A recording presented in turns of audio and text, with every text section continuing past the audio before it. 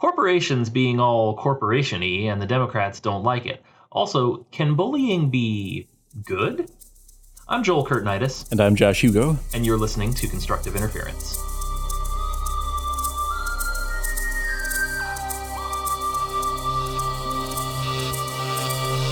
Well, I hope you're having an amazing week, and I hope part of that week was listening to our last episode, our first episode with a guest, you may recall, and what a special guest it was. We had on game reviewer, the Act Man of YouTube fame, and if you have not been over to check it out yet, make sure you get out there to look at that. That was an amazing episode, a lot of fun.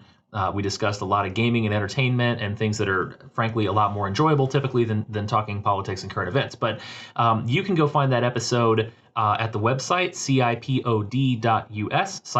cipod.us, and of course on Google Podcasts and iTunes. But you already know all that if you're following us on social media, and you should be. Facebook.com/TheCI Show, and on Twitter @TheCI Show. But tonight, we are back on to more serious topics. You know, sort of like the future of the country. No biggie. We had a couple of Democratic debates this last week that were, I guess, entertaining? I don't know. There's still 20, right? It's still the Battle Royale debate going on? Oh, more or less. I don't even know anymore. It almost looked like there was teams shaping up. I don't know what those lines are, and I expect some backstabbing along the way. Cool. But it was, I mean, if you look at those debates and you listen to them, you had sort of team super crazy and team kind of crazy, which is really not too dissimilar from the GOP debates from 2016. So, you know, who knows where it's going to go. Did you get to watch any of them, Josh? My daughter watched them. She's more conscientious than me. I tried. I came on for maybe, I think it was about 10 or 15 seconds, and I heard someone trying to explain how we need to be more like China with their 10 and 20-year plans. So I felt that I'd heard enough at that point. Guess I'm lazy, but it's exhausting to me, to be honest. It's exhausting to keep track of. I think a lot of people feel that way now, that politics is just a headache that people wish would go away. That's how I feel. Well, and it's worse when it's politics by soundbite, right? Because there's no depth.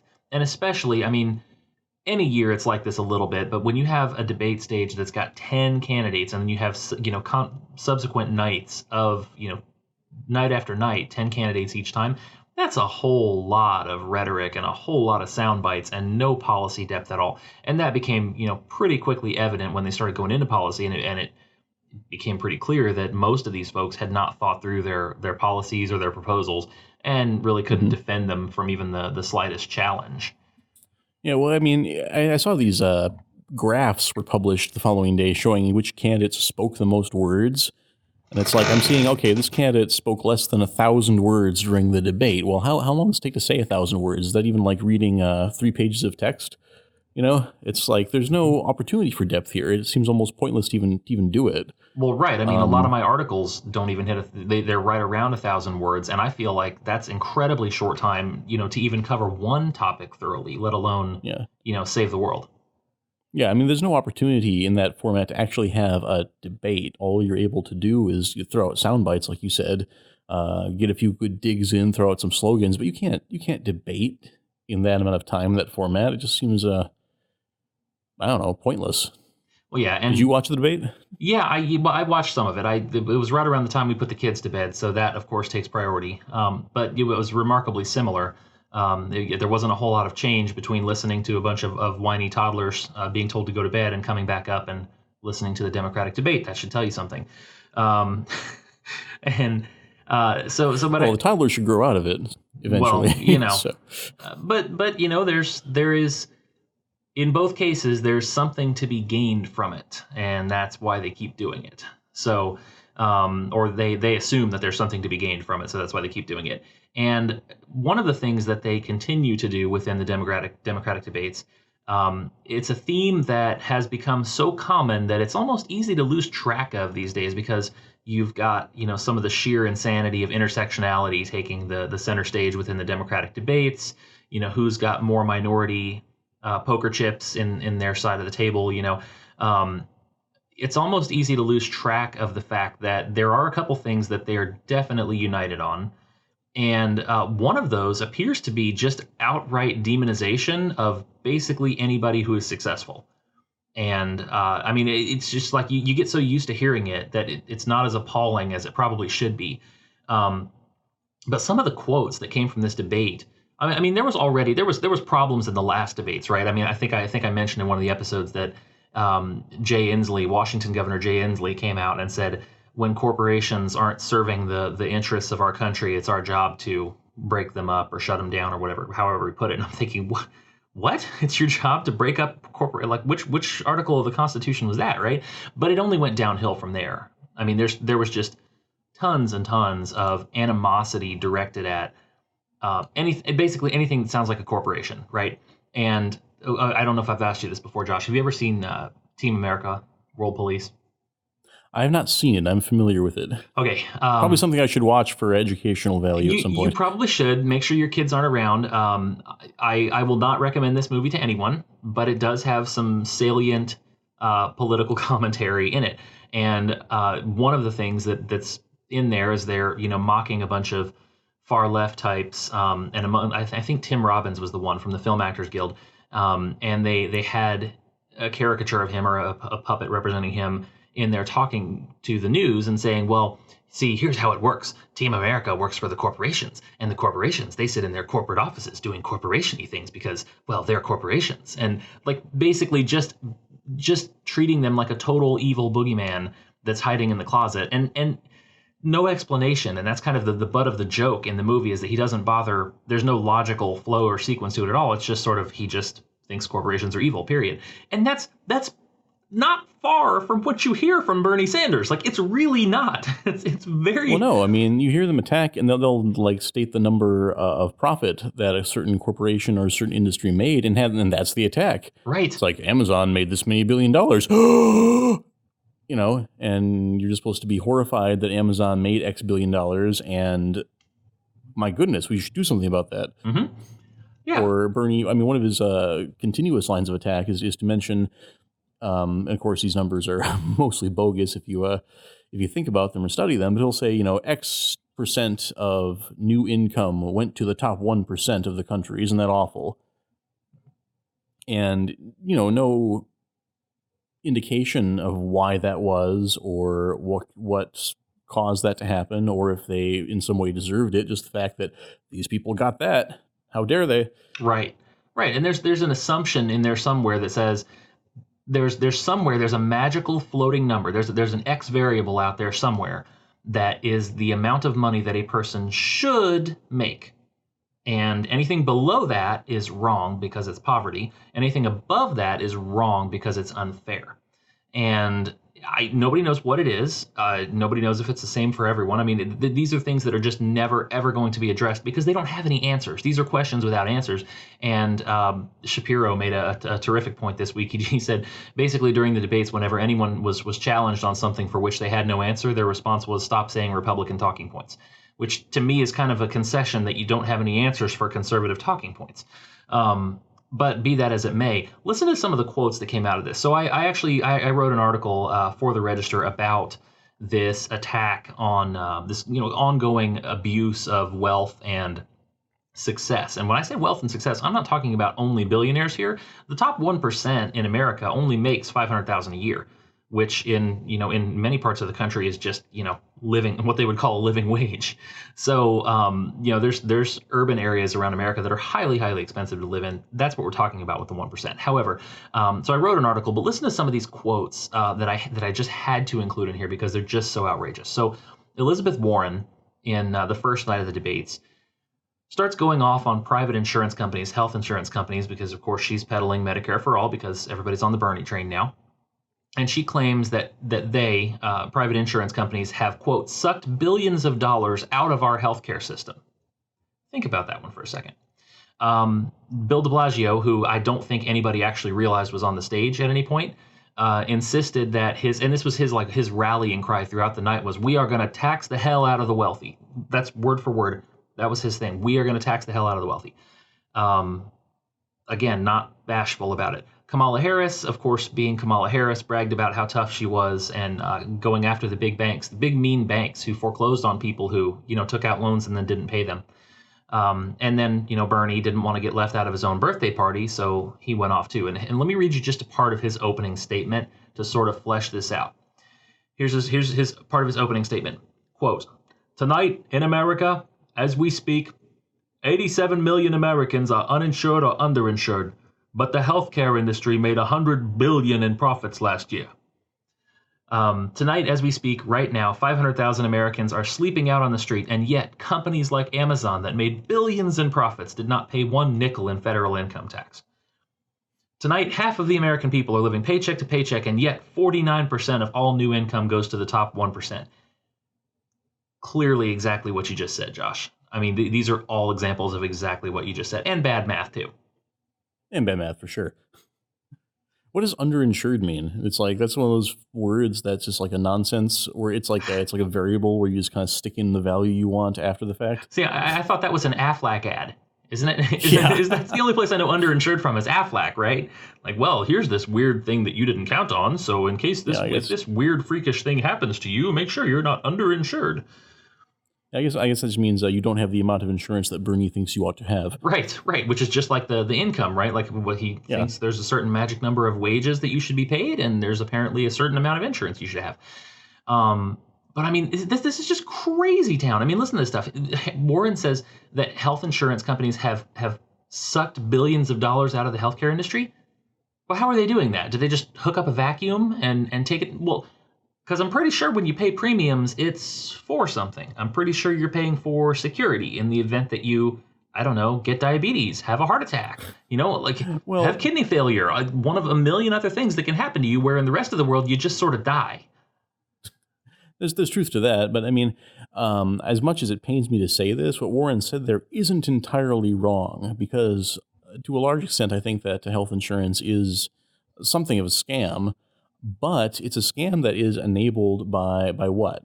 We had this big thing called Obamacare that Warren was a huge champion of course, along with the other Democrats, come out a few years ago. And what did Obamacare do? It forced everyone to buy this health insurance that she's complaining about, whether they wanted it or not. Mm-hmm. And so Elizabeth Warren, I mean, he says it's crazy town. So Elizabeth Warren, who literally with her vote, forced you to buy this insurance, otherwise she would fine you for not buying it. Mm-hmm. Now she's complaining that the industry that she helped prop up with that rule is sucking the economy of money? Mm-hmm. What? Well, right. And just to be clear, I'm not a fan of insurance, but I understand its purpose. Insurance was not... I don't want to... I know I kind of opened up a rabbit hole here. That's a whole separate topic. Insurance, in principle, of course, if it's actually being used as insurance the way it's supposed to be, is a fine, legitimate, and very good product. It's just in ways that are too complicated for us to go into as a tangent here. Yes. The way we do health insurance in America is kind of scammy. Exactly. Historically, there's a role for it, but it's typically only for the upper tier of society who value security more than cost. And people imagine you wouldn't have grocery insurance, right? No, if you need a grocery, you go get a grocery. I need bacon, man. Right, that's the way that most people do it. I need bacon insurance. Right. So anyway, we'll have the commodity versus insurance debate later. But even some of the other things. I mean, the outright assertion. Here's De Blasio on there. We're going to tax the hell out of the wealthy. He's advertising. He is openly advertising hostile intent against Americans. Against Americans who have done nothing wrong. Implies some degree of malice, I think. Right. With prejudice here, and why? Basically just declaring them as the enemy. And that spooks me. I mean, when I look back at history, I can see a lot of bad periods in history in countries that started out by someone pointing up at the top and saying, look how evil they are. We should go take torches and burn them down. Like, motives are important when you're getting, and we, go check out our episode on revolution, right? Motives are important when you're doing that kind of thing. But then of course you've got the exclusions from it, right? So you got Kamala Harris bragging about going after big banks and Warren after the insurers. These things don't exist because some bureaucrat somewhere picked up a pen and said, I hereby appoint insurance to take care of all health things, or I hereby appoint banks to go help people. That's not why they exist. They exist because they serve a function in the market. And when you're talking about, look at these poor people that the banks foreclosed on when they couldn't pay. Do you know why most homeowners in America own homes? Because there's banks. No, seriously, like the numbers, if you look at the average debt that Americans are carrying right now, most homeowners don't own their homes because they walked up with cash and slapped it down. They own homes because banks. And if you want to talk about one of the greatest instruments in all of Western civilization, one of the greatest instruments of wealth equality and the equalization and the stabilization of a middle class, it's banks. That's what they do. They are what take people out of the dirt and give them the capital they need to become something better. Like from an economic perspective, anyway. Go ahead. Yeah, I mean, you had to own homes to start a business, to go to college, of course, which is its own rabbit hole. But right. But yeah, I mean, that's what banks do. I mean, literally, the business of a bank is to provide people. It's a rental, basically. The bank rents money. You can rent the bank's money to do the things you can't afford to do without it, and that's the service they provide. And if you rent the money and can't pay the rent for what you got, then I mean, people try to villainize the banks, but it's the same as if you rented anything else.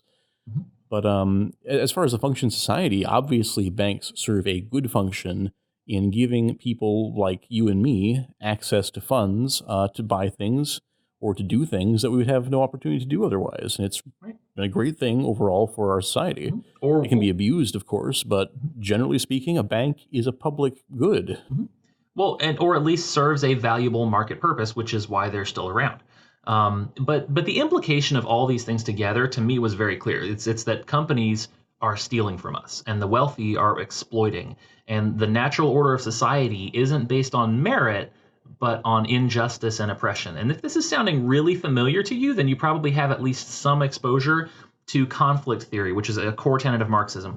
And I promise not to go down the paranoid Tea Party wagon right now, okay? But seriously, this is not some fringe thing. I learned this in sociology class, like Sociology 101. This is what you're going to get. This is Karl Marx. This is what he taught. And the core tenet that they still teach in schools today is conflict theory, which is thesis, antithesis, synthesis, right? Like this is the goal, the end game of this. Like, what does Bernie have to gain from demonizing these people? Well, power. That's what the end game is. It's about power. Here, how do you rally 99% against 1%? Well, you tell them that the 1% is stealing from them. And then you light the fires and watch them burn, and they will appoint someone to lead them against their enemies. And that's my concern in this, is that I don't think the intent is actually policy driven. I think it's just a cynical push for power, and that wealthy and not even wealthy sometimes, just successful Americans are going to be square in the crosshairs of it. Yeah, well, the 1% makes a great target. I think you mentioned this in your article, Joel, in the Register, in that they're the 1%, so you probably don't know them. Right. Right. It's like I don't think I do, and probably most people are not going to personally know someone who is the 1% because they're the 1%. So they are people who you don't know, and when you think about them, you think about them with envy. For one, because they have more than you, and two, because Bernie told you to envy them. So it's just a real easy target. And it's a soft target because there's 1% advocacy groups who are going to put out PSAs with these sympathetic looking 1%er children to Sarah McLachlan. Yeah, right. The wings of an angel. No, it's not happening with Bill Gates in the background. No. Yeah. So yeah, it's a big easy target, and that really, because the attacks, like you've been saying, they don't actually make sense. Like when Bernie gets up and says how Amazon is somehow exploiting me, it's like, well, I'm sure that Amazon must have some bad effects on society because there's balance to everything. Everything is a coin with two sides, and I'm sure there's bad stuff about Amazon that we don't like. But as far as the way Amazon affects me, Amazon gives me access to goods and services that I would not otherwise have access to at prices I can afford. So as far as myself, as far as my experience, Amazon makes my life better. And Bernie getting up in front of an audience, the American audience, who of course, who does Amazon sell to? Who watches stuff on Amazon Prime? Who's getting the packages delivered to them in the Amazon smiley boxes? It's the American citizens. And Bernie to stand up and talk to that audience who receives these services from Amazon and tell them that Amazon is screwing them and they should be afraid of Amazon or resentful. That doesn't actually make sense. and And that so, like they'd you said, be so what's the motivation? right, and that they'd be better buying from the mom and paw shop down the street and paying a 300% markup, which, at least my family growing up, we sure couldn't have done. Like the only reason we No. got by growing up is because Walmart was a thing. Walmart Yeah. and secondhand stores. Well, it's also the matter of selection. It's like, I guess if the mom and pop store actually had the stuff I want, then I might be tempted to pay a little more to give them the business. But the fact is, they probably don't.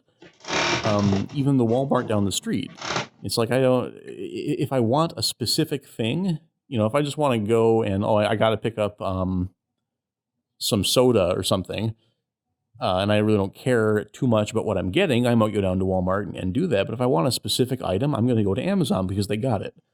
Right.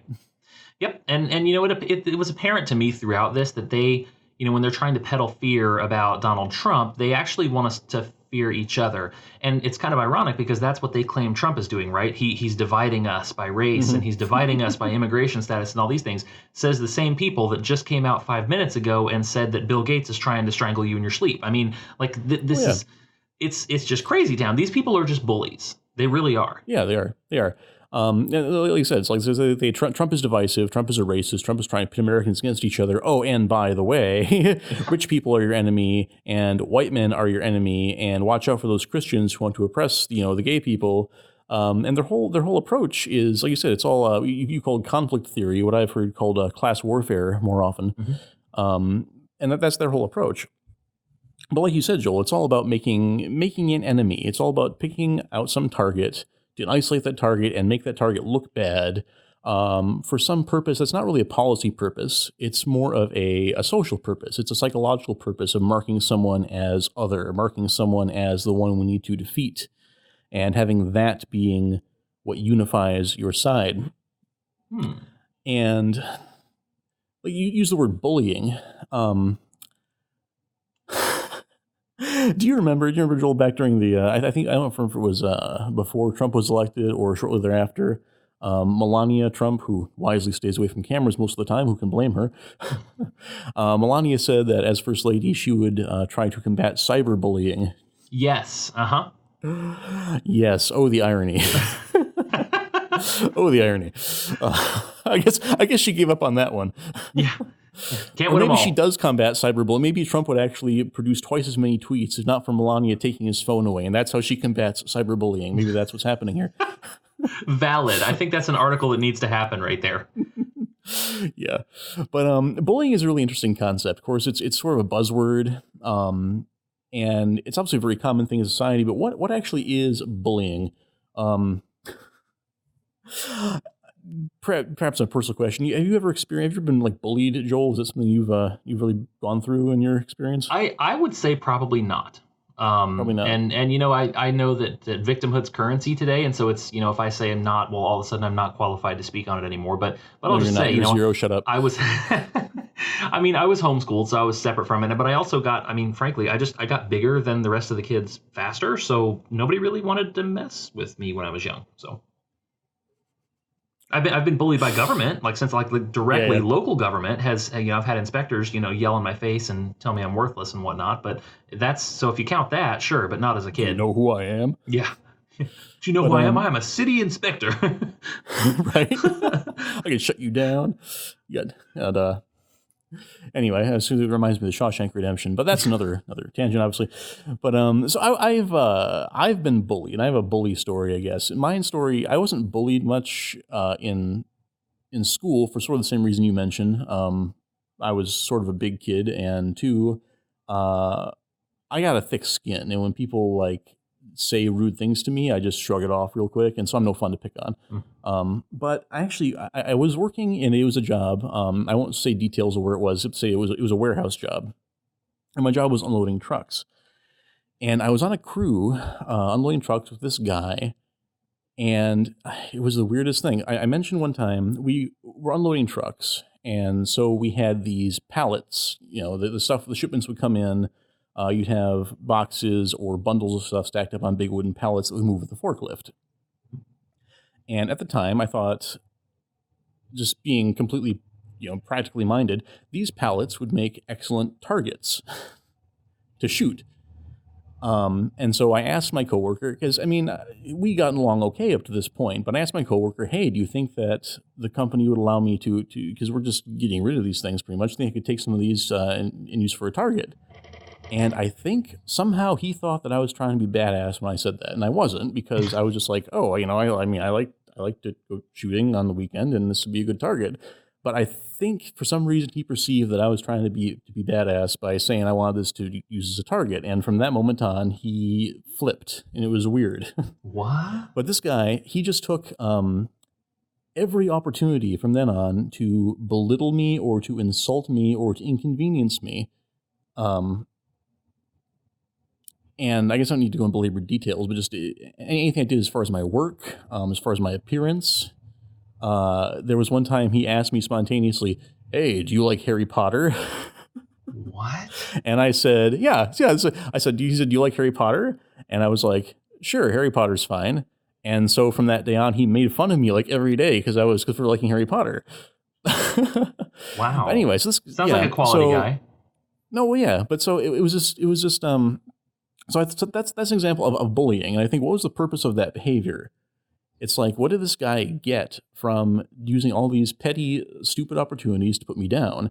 And it got so bad eventually I went and told my boss, like, hey, if I work with this guy, I quit. So he moved me to, I should have moved to another department at that point. Wow. But that's how intolerable this guy was. But it's like, what does he get? What does a person like that get from bullying somebody? What is the point? What is the purpose of it? And I realize that what motivates a bully is not any sort of practical or logistical goal.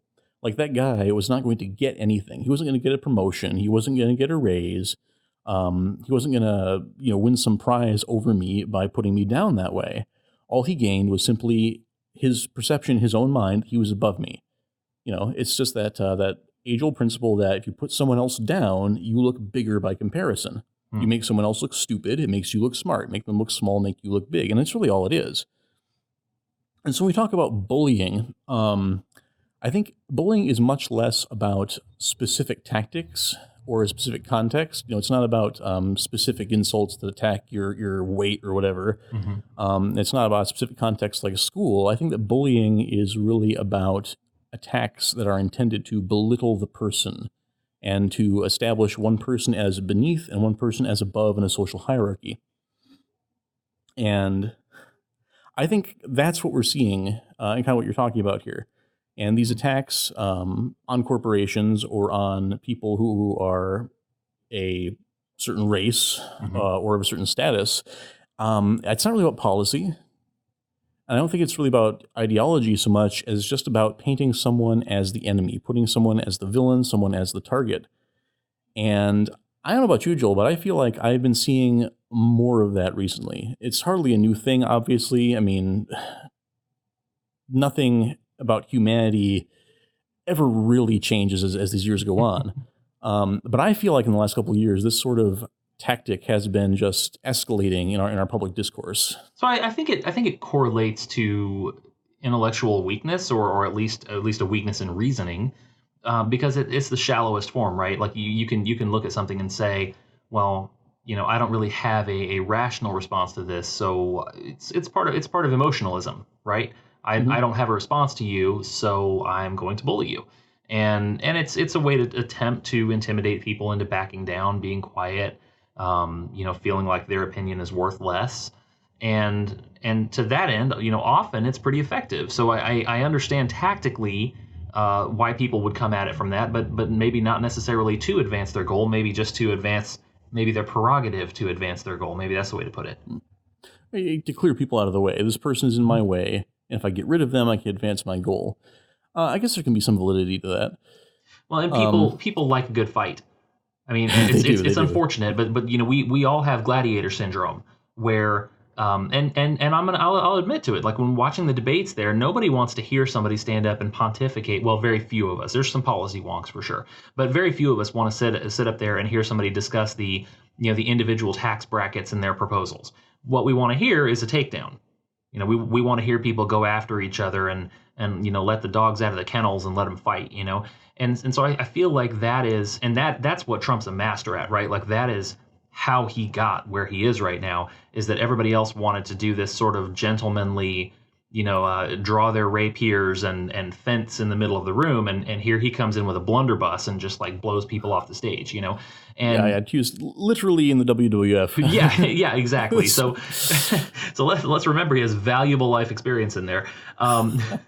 But yeah, I mean he's definitely got an edge in the bullying department, and he's put it to devastating use. Yeah, I mean, there's a couple of instances of that really recently, and what's really fascinating to me is just the way people have come to. I'm getting ahead of myself here, but hearing people defend some of the things that Donald Trump has said recently, especially in his famous tweets. Oh dear. Uh, it's interesting. Going back to my story about being bullied at the warehouse, I was not the only guy working with this bully. There were 3 of us on the crew, and the third guy, at the beginning, he was a nice guy. He was actually in college. He was actually going to study youth ministry, if I recall. It was his goal, his major. And he started out, and he was fine. But as the bully continued to dig into me day after day after day, the nice guy, he didn't say anything. He tried to be neutral. He just kind of stood there and kind of like looked at the ground or whatever. But as time went on, the bully's talk sort of became, because if talk goes on unchallenged like that, if someone is allowed to spew that sort of disdainful, hateful stuff day after day, it becomes the normal. It becomes the sociological climate of that area. And over time, over the course of months, I guess it was in a morbid way, it was fascinating to watch that the nice guy who had been nice gradually became a bully himself and became the accomplice of this bully, which is part of why it eventually became intolerable. But it's just if that stuff goes unchallenged, unchecked, and even if you defend it, even on practical grounds, because you're totally right. What you mentioned before as far as bullying having logistical or tactical value. Because if I can put someone down and sort of get them out of the way, then that clears my path to advance my agenda. Right. But even that tactic has its own effects. So I just wanted to go over, there's a couple of Trump tweets that have made big news recently. Of course, we all, I'm sure, heard about Trump tweeting that people who were born in corrupt or bad countries should go back to their own countries and fix them before telling us how to run ours. Of course, he said that being directed at, I forgot her name. Was it Omar? That's correct. Thank you. Ilhan Omar. Ilhan Omar. Yeah. Which set off a firestorm, and he had another one. He followed up about a week later with a tweet aimed at Elijah Cummings, who was a critic of his. And I'm going to paraphrase what Trump said here. I will link to the actual tweet in the show notes if you haven't already heard about it. But basically what Trump said, I'm going to paraphrase, is, Cummings, you shut up. Your city is garbage. And someone from a garbage city that's infested with rats like yours is should shut up about telling me what to do. And he followed that up just today, today being August 2nd, followed that up with another tweet toward Cummings saying, oh, your house got robbed, I saw. Too bad. That was the worst. That was the worst. But these interest me because they're bullying, and that's all it is. I mean, what does Cummings' house being robbed have to do with his policies? What does Omar being an immigrant from Somalia have to do with her policies?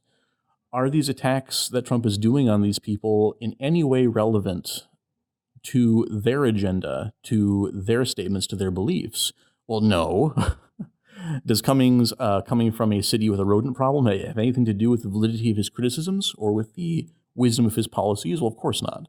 It's a personal attack. It's an attack that's made just to make the target feel bad, look small, look dumb. And like you said, Trump is a master of that. You remember back during the campaign, it was an attack on Ted Cruz. Oh, there were a few of those. Trump tweeted out a picture of Ted Cruz's wife with, we all have those pictures where we're caught making a goofy face and showing our teeth funny or something. Mm-hmm. And he tweeted out this goofy looking picture of Ted Cruz's wife next to a glamour shot of his wife. And just basically saying, Cruz's wife is ugly, my wife is hot. And that was it. Yep. Do you remember that? Yep. I could not forget that. That was there was that one, and then there was the hinting that his dad was, as the plotting with the JFK assassination or something, just something crazy like that. Yeah. And so Trump does these attacks, and they're bully attacks. And I call them bully attacks not because they're mean, although they are. I call them bully attacks because they have no purpose at all other than simply to personally hurt and emotionally hurt the target of the attack. Mm-hmm. And it's dismaying to me. I mean, obviously, it's dismaying to me to see the president of the United States, who's supposed to be this leader that the free world looks up to, behaving in this way. But it bothers me to see people defending these sort of tactics and saying, "Well, Trump's just fighting the left," or "Well, what do you want? We had a gentleman in Bush, and look how he failed," or whatever, and saying, "Well, Trump is okay to be doing this." And I think about that nice guy who stood and watched the bullying and eventually became mean. And it's concerning to me. Yeah, I know a few guys like that, even now within the political environment. Mm-hmm. Oh, who are weak and don't fight back? Well, no, who have watched long enough and felt like they were taken advantage of. It felt like their lenience or compassion was taken advantage of by the left, and now they've been enticed by Trump and those like him to just go out there and be straight up ridiculous, go the bullying route, so to speak. Yeah. And now I say this, I'm criticizing Trump here, and he deserves to be criticized. I mean, Trump's done a lot of good stuff for sure, but this is not a good thing. Mm-hmm. This is not a good thing. And people will say that, well, the left does it too. He's fighting fire with fire. He's using their tactics against them. And I would respond to that and say, well, right, that's why it's bad. Mm-hmm. Right. Because the left is engaged. The left, I'm thinking of stuff I've seen on CNN. I think of stuff I've seen Rachel Maddow say on MSNBC. And their attacks are just absolutely ridiculous. I'm just going to reference one because it was so hilariously stupid. You recall a couple of, I guess it was about a year ago now, CNN made a headline about how Trump takes 2 scoops of ice cream when his staff only takes 1. I do remember that. That was hilarious. It was hilarious because it was so ridiculously personal. Mm-hmm. It's like it's just trying to trash the guy for the most petty, most ridiculous reasons. I talked to some people on Facebook recently, and I know they're representative because I've heard this sort of thing echoed by others I've seen on the news. But these people who I was talking to, they were straight up arguing that Donald Trump is a Nazi with a capital N. They were talking about how there's going to be tanks rolling down our street pretty soon when the Nazis take over. And I said, well, why do you think that? Why do you think that Trump is a Nazi? And they said, well, he once used the word infest to describe the way certain people were occupying American regions.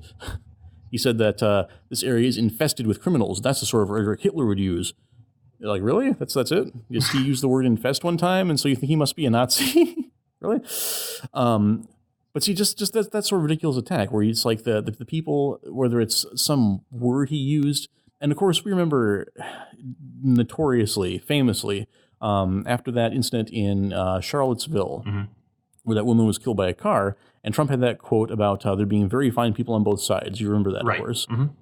And of course, if you take that quote in context, it's not what he was saying. If you take the quote in context and actually read what he said, he was saying there were very fine people on both sides of the debate about whether or not this statue should be removed. He was not saying the Nazis were very fine people, not at all. That's not what he was saying. Mm-hmm. But still, it's like picking on some phrase that Trump said on some personal quirk of his and trying to destroy him. And the left has been doing that since forever, with picking on anything a person says. I remember one time when Mitt Romney was running against Barack Obama. He once mentioned Chicago-style politics. Now, when you think about Chicago-style politics, I mean, I think about guys in fedoras with Tommy guns. This is the image that comes to my mind. Mm-hmm. But I remember reading some so-called journalism about how Trump was being racist, say Chicago-style politics, because he was referring to the fact that Obama was black and black people were from Chicago. Oh, gracious. Yeah, I know. But so the left has done this sort of thing from time immemorial. I mean, I'm not that old, but as long as I can remember, that's what the left has attacked. Mm-hmm. So I feel like what Trump is doing here with these bully attacks that he does is sort of bringing the right down to that level. And I know that is perceived by a lot of people as strength. And it is good that he's fighting back. I mean, I'll totally admit that Republicans, by and large, have been very disappointing in the way they don't stand up to the left's attacks. You know, when the left calls them racist, they're like, "Oh my gosh, no, I'm not. I'm sorry. Let me go. Let me go kiss Let me go find kiss my Al black Sharpton's friend. ring." Yeah, let me go here. No, let me go. Yeah, look, I got a black staff member here. I'm not racist, really. And when what they should be doing is saying that's stupid. Shut up. Mm-hmm. It's like, but still. So what Trump is doing, I mean, it's perceived as strength, and I guess in a way it is. It's good that someone is fighting back and someone is responding to the ridiculousness. But the way he's responding is, I feel, dragging the right down to the same rhetorical level that the left uses. It is, but it's also a key tool in the toolbox of populism. I mean, this is how populism works, because if you have one side that is continuing to use these terms and sort of stretching for that moral high ground all the time, you really almost have no choice when you're running as a populist but to bring your side down to that level. And what's the Lincoln Park line? Get dirty with the people spreading the dirt, I believe. And I think that's what he has employed as a populist, and he has run and governed to a large degree as a populist. And so I think that's what people see, not just the strength of his counterattacks, but frankly the fact that we're largely an ignorant and unthinking populace now. And the way to be a populist in a nation full of unthinking people, or I guess a place where ignorance is prevalent, is to degrade, sometimes deliberately, degrade the debate to a level that's understandable by everyone, which is, yeah, hit him again, Joe Bob. So I give him the chair. That this is the level of our politics now, and I hate to say it, but I'm a market libertarian. Things exist because there's a demand for them. And this kind of rhetoric and this kind of politics exists because we demand it. There's a market for this. This is what people want to see. And it because these are the memorable moments, right? I mean, what moment do you remember most from, well, at least do most people remember most from Trump and Hillary's debate? What's the first thing that comes to mind? What a nasty woman. Right. So there was that one. The one that always gets me is, it's a good thing you're not president. And he goes, yeah, because you'd be in jail. Like, that was the one. Everybody lost their minds, right? And the crowd goes wild. That's exactly what people want to hear. And I'm thinking of the Republican primary debates before that. The moments where everybody was laughing and clapping and having a good time, if you actually hang around people who do this for a good time, is when Rubio and Trump went after each other. Remember the whole small hands exchange in New Hampshire? Like, who could forget, right? That was. I had forgotten it, but now I remember. Thanks a lot. That's the ratings. That there is a market for this, and that might have been just as stereotypical as far as bullying as anything that we've talked about tonight, where they got on a stage and were literally making male. I guess dick jokes. Yes. I was trying to find a way to say that. They were There's on no good way to say it, Joel. Just gotta say it. On a presidential debate stage, talking about small hands, and you know what that means. I mean, like, seriously. You want to talk about there's no policy purpose for it? I can't imagine that one being directly tied to much, but the back and forth worked. And that's the whole thing, is that there is a segment of populace, and we talk about clown world all the time. This is the way that clown world manifests itself, is that you have a segment of the populace that's grown so cynical. I think particularly among younger Americans, I would say. There's a segment of the population that's grown so cynical towards all things government that we just don't expect anything to be solved by any of this anymore. So the best we can hope for is entertainment. And if we're going to go to something like this for entertainment, it better be good. Yeah. Well, that's its own problem. So people are going to politics for entertainment. Should tell you something about entertainment. But you mentioned something. You mentioned one of the moments in the Trump versus Hillary debate. He said that she would be in jail if he was president. Everybody thought that was awesome. Mm-hmm. And I remember that. I thought that was awesome when he said it, because in context, it actually was a somewhat relevant put down. But he said that. And do you remember what Trump said the moment he was inaugurated about Hillary? No, I He don't. gave a speech. It was on the same. I don't remember the words, of course, but it was on the same day of his inauguration, and he asked Hillary Clinton to stand up and basically praised her for being a great public servant, and how everybody admires her, and oh, we're all friends now. And of course, he never hasn't pursued any sort of charges of prosecution against her for any of her scandals. Mm-hmm. And none So of he the went up people there who and cheered that said, line care. exactly, yeah. But so he went up on the stage, and Trump said, "If I were president, you'd be in jail." Mm-hmm. But he didn't mean that. Mm-hmm. He had no intention of ever doing anything to Hillary to get her toward jail. Mm-hmm. And he made that very clear the moment he assumed power. Right. Which, another thing about bullying and bully language is it is insincere. Like I said, that guy who bullied me at the warehouse, it's like he would, well, like the example I gave of him making fun of me for liking Harry Potter. It's like I didn't tell him I liked Harry Potter. He asked me, so do you like Harry Potter? And I was like, oh, it's okay. So him picking on me for that, it's like he knew or should have known I wasn't I wasn't this big Harry Potter fanatic, but he made fun of me for that all the time just to get under my skin, or if I would make, I wouldn't even make a mistake and he'd say I made a mistake and then rag on me for it. And he wasn't sincere. He was saying things to me just to make me feel belittled, and he didn't mean what he was saying. And just like when Trump says these things, now when Trump says that Ilhan Omar should go back to Somalia and fix things, does he mean that? I don't think Trump means that. He doesn't mean that any more than than Bernie really means in any real sense that Amazon is stealing from people, because his claims, they don't make sense if you think about them. They don't hold up.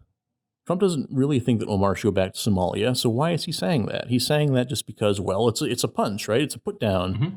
It's smacking him with the chair, and everybody goes, "Oh, you hit him with the chair! Hit him again!" It's going to get a lot of retweets. Yeah, exactly. And I guess with a lot of the rhetoric on the left as well, with the left calling Trump racist all the time, that's why it's also ridiculous. Because like when Trump did that tweet where he told Cummings to shut up because his city is rat infested, how the left responded to that was to try and say it was racist, because apparently saying that Baltimore has rats is somehow racist. And again, there's no sincerity here. Mm-hmm. Obviously, I mean, it's just ridiculous. Obviously, Trump saying that Baltimore is rat infested is not a racist statement. It is. Mm-hmm. Lots of cities are. Right. And so, yeah. Go ahead. Well, that is a ridiculous bully attack by Trump, and Trump shouldn't be degrading the presidency by saying stuff like that. At the same time, it's not racist, mm-hmm. And so the left comes back and hits against him. They hit him with a bully attack also, which is also insincere. Well, right, and there's probably a whole other episode that we could do about the reason that we have to reduce everything to one or two cardinal sins in order to get any sort of reaction out of people, is because we've become a culture and a society without the concept of sin. So the only thing that's bad is racism to a large portion of the society. So everything has to be racist because otherwise it's not wrong. Right. The only people who are evil are Nazis. So everybody has to be a Nazi. Right. That's the only people that it's actually okay to just outright condemn are Nazis. Therefore, everyone that you want to condemn must be a Nazi. Mm-hmm. But where do you think this is taking us as a country, though? Like, if we don't snap out of this, where are we headed? Well, I think, so this, like I was saying, I think all this bully language, it's insincere. It's like when Trump says, "I'm going to put you in jail, Hillary," he doesn't mean it. So what is actually being communicated there? I mean, we're not getting any information about Donald Trump's plans or what he's going to do as a president when he says that. All we're getting is that he thinks Hillary sucks. Mm-hmm. And that's all that any of this bully language from either side does, is it doesn't really communicate what anybody really thinks about anything. It doesn't provide any sort of insight or illumination onto anything. All it does is communicate disgust and disdain. And it's empty of any other content. Like when Trump tells Ilhan Omar that she should go back to Somalia, it's like that doesn't tell us anything about anything except that Trump thinks that she sucks. Mm-hmm. And he's putting her down. And that's what scares me, because that's where I see this taking us as a society. I see us coming to a place where people are no longer able to communicate anything to each other because this bullying has become our language. This bullying has become simply the way people communicate in public and political discourse. And if that happens, then people will lose the ability to communicate anything except contempt and disdain. And if people, when they speak, are just communicating contempt all the time, where can that lead to except to blows? Right. And that's what really, really concerns me here, and why I think all this bully language, even if it serves some sort of a short-term tactical purpose, is really dangerous. Well, I think it is leading us to a dangerous place, and clearly you have outlined some dangers to that as well. But hey, what do you guys think? We don't have a lot of more time to cover it tonight, but we want to know what you think about it. We'll be throwing out some more content, kicking some more hornets' nests, and going over some more ideas like this on social media. So make sure you get out there and join the conversation. Facebook.com/TheCI Show, and on Twitter @TheCI Show. We'll also probably have to set up a GoFundMe for Josh so he can recoup from his bullying. So keep an eye out for that too. If anybody wants to support Josh's PTSD fund here, any amount helps. Anything helps. That's right. Hey, you guys, thanks for tuning in tonight. Have a great week, and thanks for listening to Constructive Interference.